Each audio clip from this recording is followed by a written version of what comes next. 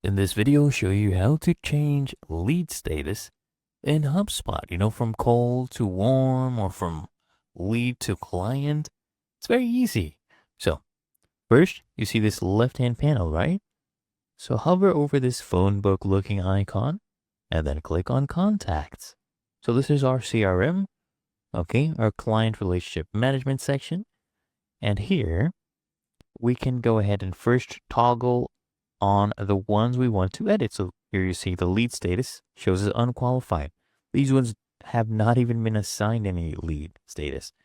So let's say I want to change these two, right?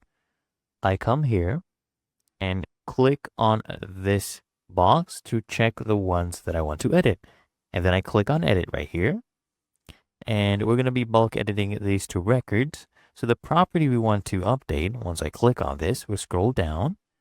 We want to change the lead status right here, okay? So click on this. And what do you want the new status to be? So right now we're unqualified. So let's say we are connected right now. So we can go ahead and do this. Or if it's in progress, you can go ahead and toggle this one and you can click on update, okay? As you can see, changes have been made.